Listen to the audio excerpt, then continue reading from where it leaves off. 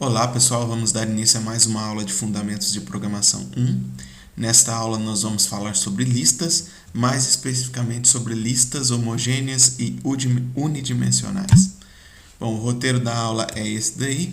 Primeiro eu vou apresentar uma motivação para o uso das listas e depois a gente vai investir bastante tempo nesse assunto. Bom, com relação à motivação. Inicialmente é importante falar que os tipos básicos de dados que a gente viu até agora, o int, o float, não são suficientes para representar alguns tipos de informação. Por exemplo, quando você tem mais de uma informação relacionada, listas de notas de alunos, listas de temperaturas, listas de ingredientes de uma receita, por exemplo, são informações que é um conjunto de informações, na verdade, não é uma única informação. E elas estão relacionadas. Por exemplo, os ingredientes de uma receita é um conjunto de informação relacionado à receita. Okay? A lista de notas de aluno é a lista de notas de aluno de uma turma. Tá? Bom, então, para a gente tentar entender melhor por que as listas são úteis, eu trouxe o seguinte exemplo motivador. Imagine que uma sala de aula seja composta por apenas 3 alunos.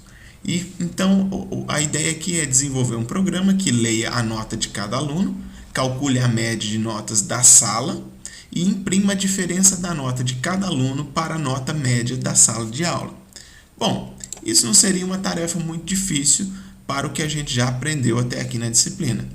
Então aqui eu estou fazendo, por exemplo, a leitura da primeira nota, né, da nota do aluno 1, depois a leitura da nota do aluno 2 e do aluno 3. Nessa linha aqui eu calculo a média das 3 notas, e aí eu imprimo a média da sala, né, e aí em cada print desse aqui eu estou imprimindo a diferença da nota de cada aluno para a nota média da sala. Então o resultado foi esse aqui, ó. Eu entrei com 9,5, 8,5 e 6, a média deu 8. Então, o aluno 1, a diferença da nota dele, que é 9,5 para 8, deu 1,5. Então, ele está 1,5 ponto acima da média da sala. O aluno 2 está meio ponto acima da média da sala. E o aluno 3 está 2 pontos abaixo, né? Então, a nota dele, a diferença é negativa, abaixo da média da sala. Tá? Bom, até aqui tudo bem. O problema é se eu disser para vocês assim: agora refaça esse programa considerando que a sala possua 50 alunos. E aí é lógico que você vai perguntar para mim: você está falando sério? Não acredito. Bom, então tem como resolver isso? A gente vai fazer isso sim e não, né? Primeiro, porque dá para fazer isso sim e de forma mais simples. E não porque a gente não vai fazer da forma que a gente fez anteriormente, que é fazer a leitura de cada nota individualmente, armazenar isso numa variável para depois fazer o cálculo. Tá? Bom, então pensando nesse problema, a primeira coisa que a gente tem em mente para tentar resolver de outra forma é usar a estrutura de repetição.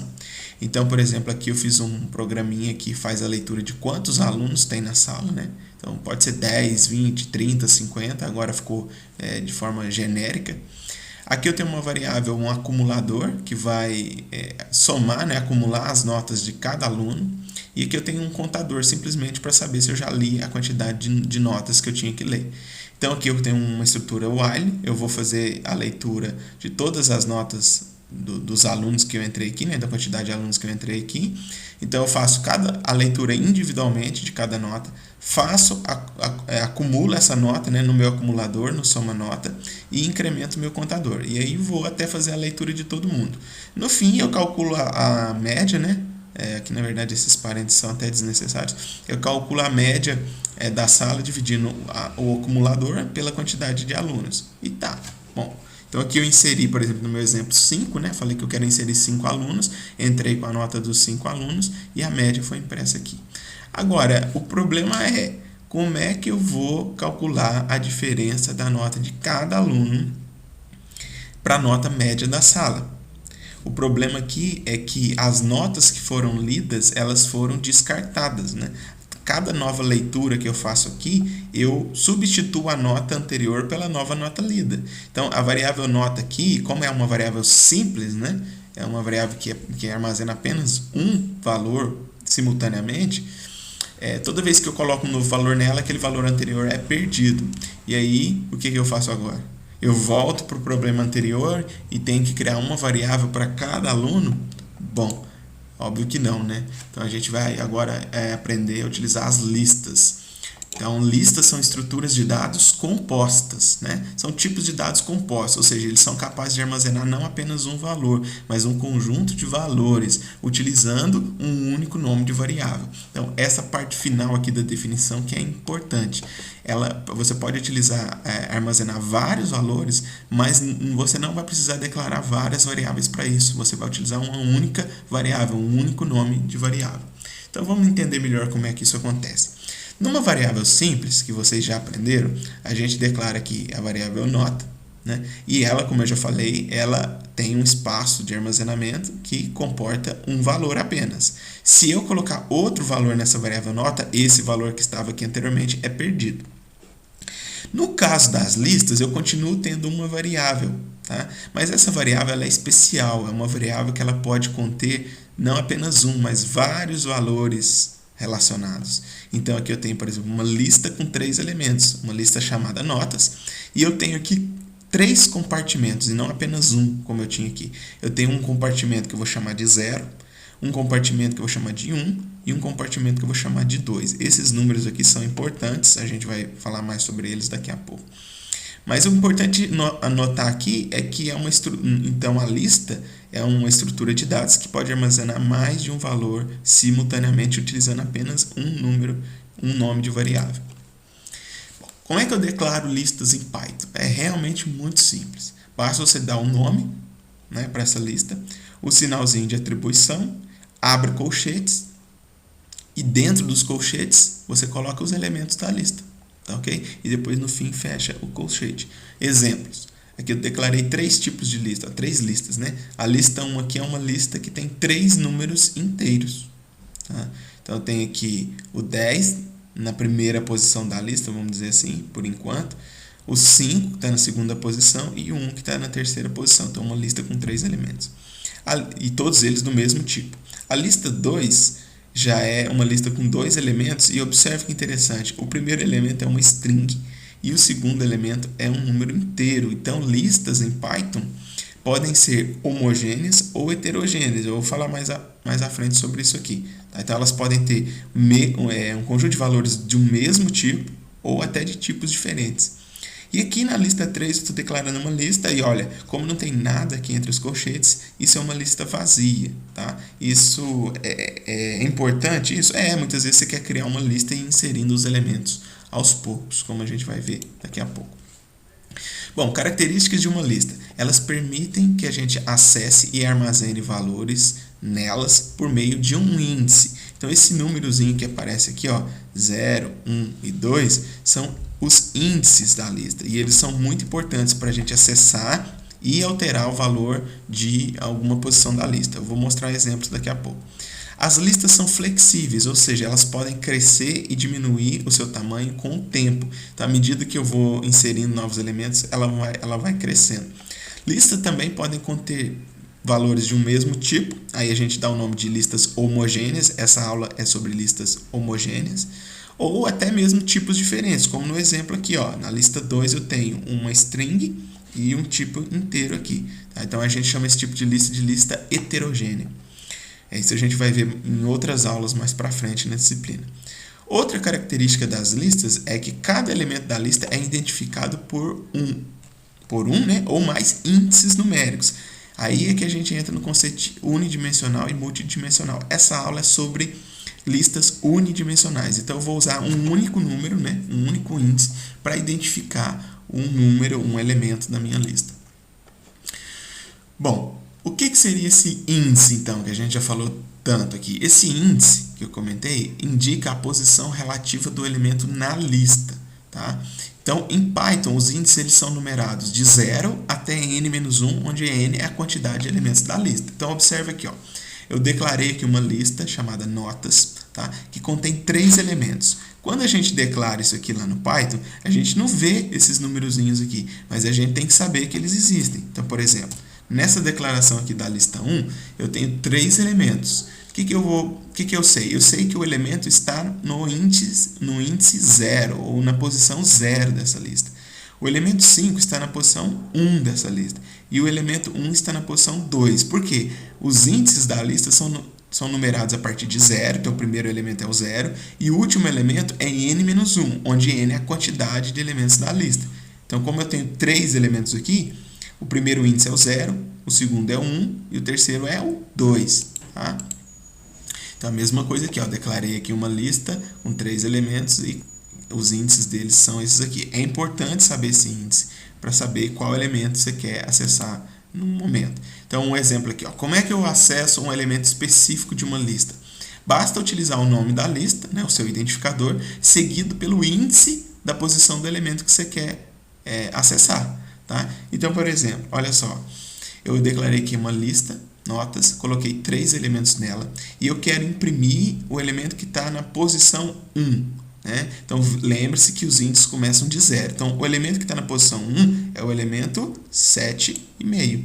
Então, se eu mandar imprimir isso aqui, vai sair 7,5. Porque o índice 0 está o 9,5, no índice 1 está o 7,5 e no índice 2 está o 8,5.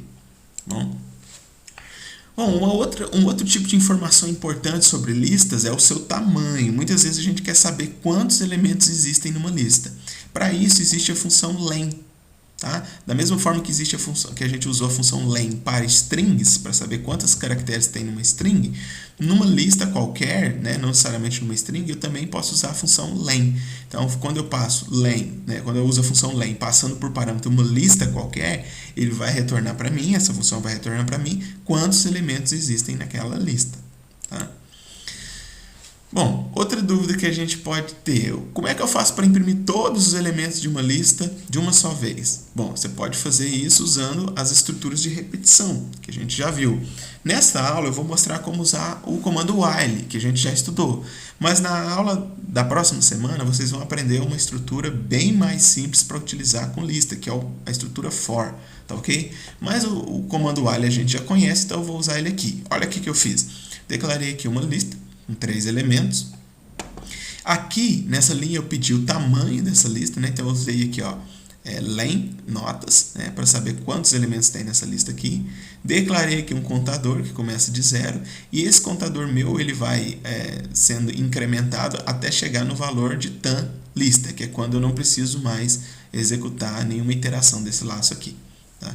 Então, como 0 é menor do que 3, que é o tamanho da lista, ele vai entrar e vai imprimir, olha só que interessante agora, o valor da lista, né, notas, na posição I. Então, o mesmo contador que eu estou usando aqui para saber se eu cheguei até o fim da lista, eu vou usar ele aqui para acessar essa lista. Então, olha só que interessante, na lista eu posso usar tanto um número aqui mesmo, ou até uma variável inteira para acessar uma determinada posição da lista. Tá? Então, o que ele vai imprimir aqui? Ele vai imprimir o valor do elemento que está na posição 0 da lista, porque o i começa valendo 0. Na próxima iteração, o i vai passar a ser 1. Então, ele vai imprimir o que está na posição 1. E assim sucessivamente até chegar no fim da lista. Tá? Bom, como eu falei, você pode criar uma lista vazia e ir inserindo elementos aos poucos nela. Isso é interessante, porque muitos problemas que vocês vão encontrar lá para resolver nas listas de exercício, você não sabe de antemão quantos números vão ser inseridos. Tá?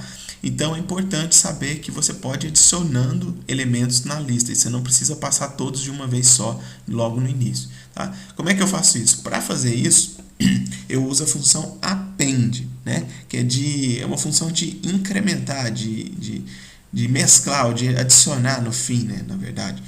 Então, essa append aqui é uma função que recebe um determinado valor por parâmetro e ele adiciona aquele número, aquele valor que você passou por parâmetro, ao final da lista que foi usada para chamar essa função. Tá? Então, essa função aqui ela é invocada a partir da variável de uma lista. Um cuidado que a gente tem que ter é que a lista precisa estar previamente declarada antes de usar a função append. Vamos para o exemplo que fica mais fácil. Eu criei aqui uma lista chamada notas. Veja que é uma lista vazia, eu não passei nenhum elemento aqui para ela. Depois eu fiz uma leitura de um número real e adicionei numa variável chamada nota 1. E eu quero adicionar esse valor na minha lista. Como que eu faço? Então eu uso aqui, ó, notas, que é o endereço, que é o identificador da minha lista, ponto append, né? Então é a função que vai adicionar um elemento na lista, e por parâmetro eu passo a variável notas 1. Em outras palavras, eu quero adicionar o conteúdo de notas 1 na minha variável notas, ou na minha lista notas, tá ok? O que eu falei aqui sobre o cuidado? É que essa variável notas aqui, ó, ela tem que estar declarada antes de eu usar o append aqui. Eu não posso usar esse notas.append se eu já não tiver declarado essa variável notas anteriormente. E aqui eu estou imprimindo, né, os valores que eu li aqui só para vocês verem que realmente foi adicionado na lista. Tá? Então aqui eu inseri 9,5, 8,5 e depois imprimi os valores que estão na lista. Bom, já concluindo, né, esse assunto de listas, a última coisa que eu queria falar sobre isso, sobre listas, é possível converter todos os dados de entrada diretamente para uma lista? Ou eu tenho que fazer a leitura, colocar em variáveis e depois mandar inserir com append? Bom, tem uma funçãozinha interessante chamada list. Tá? Essa função ela recebe um conjunto de dados na entrada e ela converte esses dados numa lista. Tá? Então, olha só o que eu posso fazer aqui. Olha só que interessante.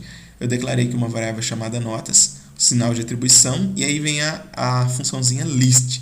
E esse meio aqui, ó, o que eu estou passando para a funçãozinha list, isso aqui vocês já conhecem, vocês já entendem. Né? O que eu estou fazendo aqui? Eu estou fazendo uma leitura, né, do teclado.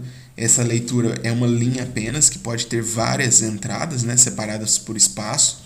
Então, eu estou pegando essa entrada, estou fazendo um split dela, ou seja, estou dividindo ela, né, em vários valores separados por espaço. E a função map aqui faz o quê? Ela pega esses valores que eu dividi, que por enquanto são strings, né, porque a função input ela retorna string. Estou convertendo esses valores para float. Tá? Então, no fim das contas, essa função map aqui, toda essa parte que está aqui dentro, vai retornar para mim um conjunto de valores reais que eu li da entrada. Esse conjunto de valores reais é o que vai ser passado para a função list. E ele vai transformar isso numa lista. Olha só que interessante. Então, aqui eu inseri 9,5, espaço 8,5. Isso aqui foi convertido numa lista. De forma que depois eu pude imprimir aqui, notas na posição 0, notas na posição 1, para vocês verem que realmente essa variável notas aqui virou uma lista com os valores que eu passei para ela.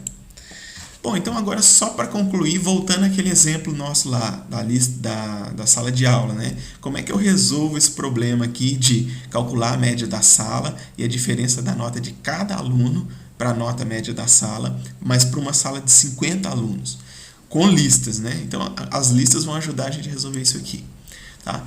Então, olha só, eu vou continuar usando a estrutura de repetição aqui, como eu tinha falado no início dessa aula, mas agora eu tenho uma informação nova aqui, ó. Eu tenho minha lista chamada notas, né? Então eu criei uma lista vazia aqui chamada notas. Então qual que é a diferença desse para aquele exercício, para aquele exemplo que eu dei lá no início da aula usando o comando while? A diferença aqui é que, além de ler a nota do aluno e acumular ela aqui no soma nota, eu adiciono essa nota numa lista. Para quê? Para não perder essa nota. Tá ok? Então, olha que interessante. Eu leio a nota aqui normalmente e, no fim, eu adicionei a nota numa lista, nessa lista de notas aqui. Então, o que acontece? No final desse comando while aqui, o que eu tenho? Eu tenho uma lista com todas as notas que eu li. Né? Eu fui lendo e adicionando nessa lista aqui. Então, agora, o que eu posso fazer? Eu calculo aqui a média da sala, como eu tinha feito anteriormente, e eu posso agora fazer uma nova iteração, um novo comando de repetição aqui, para calcular a diferença de cada nota para a média da sala. Isso só foi possível porque essas notas foram armazenadas numa lista. Tá bom? Então, agora eu tenho um novo tipo de dado aqui que armazena várias informações para mim, usando apenas uma variável. Então, essas notas que foram armazenadas na lista de notas, agora eu estou acessando aqui, cada uma delas aqui, tá? Por meio do comando de repetição, como eu já mostrei. Tá ok? Então, aqui, agora eu entrei com 5 notas, né? Falei que eu quero inserir 5 notas, entrei com 5 notas, ele calculou a média da sala e, no fim, ele imprimiu a diferença da nota de cada aluno para a nota média da sala. Tá ok, gente? Só lembrando que esse código aqui ele já está disponível lá no repositório de códigos da disciplina e lembrem-se de colocar suas dúvidas no fórum, né? Tá ok? Então, até a próxima aula.